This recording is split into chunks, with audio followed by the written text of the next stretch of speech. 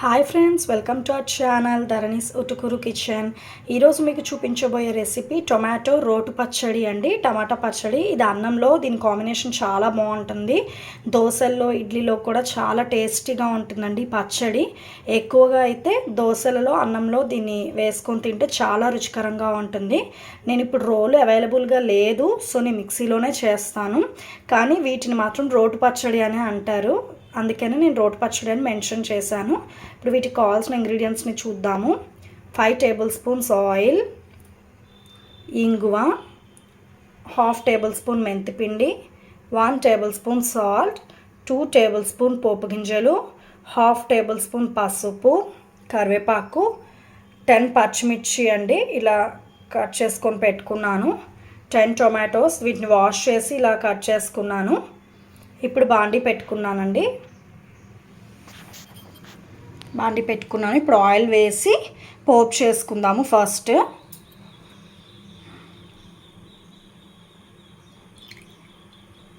Oil వేసుకొని పోపు మొత్తం చేసుకుందాము.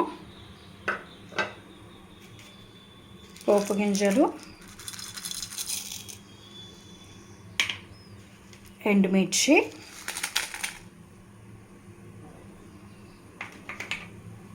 ఇవి వేగిన తర్వాత ఇంగువ మెంతిపిండి వేసుకొని పచ్చిమిర్చి వేసుకుందామండి. పోపు వేగిందండి. ఇప్పుడు ఇంగువ వేసుకుందాము. కొంచెం ఇంగువ, మెంతిపిండి. ఇప్పుడు వీటిలో పచ్చిమిర్చి కూడా వేసుకోవాలండి. వేసుకొని మూత పెట్టుకోవాలి. మూత పెట్టుకోకపోతే ఏంటి అంటే చిట్లుతాయి పచ్చిమిర్చి, సో కేర్ఫుల్గా చేయాలి, మూత పెట్టుకోవాలి. మొత్తం వేగాయండి పచ్చిమిర్చి, ఎండుమిర్చి అంతా. ఇప్పుడు వీటిని తీసి పక్కకు పెట్టుకోవాలి ప్లేట్లో. దీంట్లో టొమాటోలు వేయించేసుకోవాలండి. ఇలా పక్కకు పెట్టుకున్నానండి ప్లేట్లో. ఇవి కొంచెం చల్లారాలి. ఇప్పుడు ఈ ఆయిల్లో టొమాటోస్ వేసి వేయించుకోవాలండి. మూత పెట్టేసుకొని వేయించుకోవాలి.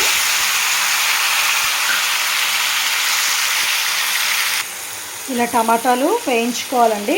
మూత పెట్టేసేసుకొని ఒక 10 మినిట్స్ పాటు మీడియం ఫ్లేమ్లో వేయించుకుంటే సరిపోతుంది. కొంచెం మగ్గుతాయి కూడా మూత పెడితే టొమాటోలు మంచిగా స్మూత్గా. చూసారు కదండి, టొమాటోస్ మొత్తం మంచిగా వేగాయి. ఇలా మూత పెట్టుకోవడం వల్ల ఇలా స్మూత్గా అవుతుందండి.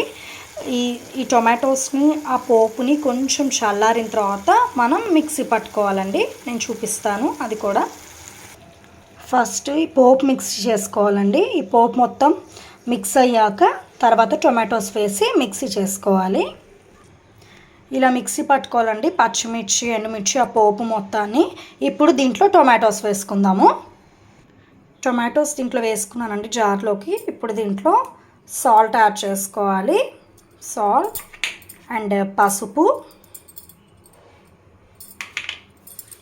చింతపండు అండి.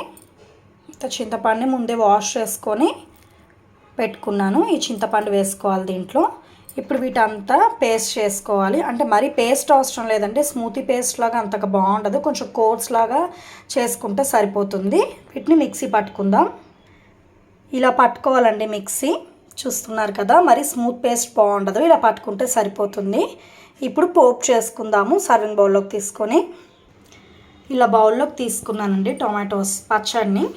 అయితే పోపు పైన పోసుకోవడం ఆప్షనల్ అండి. కొంతమంది వేసుకుంటారు, వేసుకోరు. ఇది మాకు ఇష్టం, సో నేను పైన కూడా పోపు చేసుకుంటాను. మీకు ముందు చూపించా కదా పోపు చేసుకోవడము. అలా వేసుకొని పచ్చని ఇలా పట్టుకొని సర్వ్ చేసుకున్నా సరిపోతుంది. ఒకవేళ పోపు కావాలి, కరకరలాడాలి పప్పులు అన్నీ అని అనుకుంటే మళ్ళీ పైన పోపు చేసుకొని కలుపుకోవచ్చు, చాలా టేస్టీగా ఉంటుంది. బాండీ పెట్టానండి. ఇప్పుడు ఆయిల్ వేసుకుందాం దీంట్లో.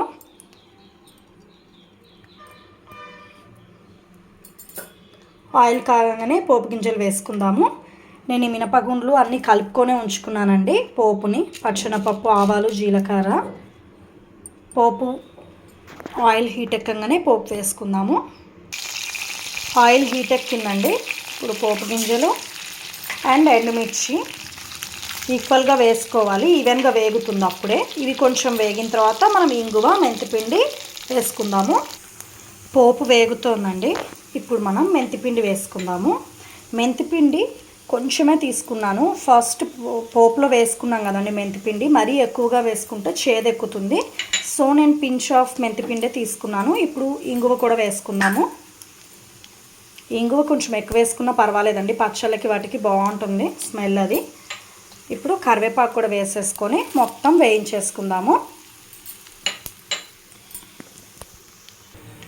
పోపు మంచిగా వేగిందండి, స్మెల్ కూడా చాలా బాగా వస్తుంది.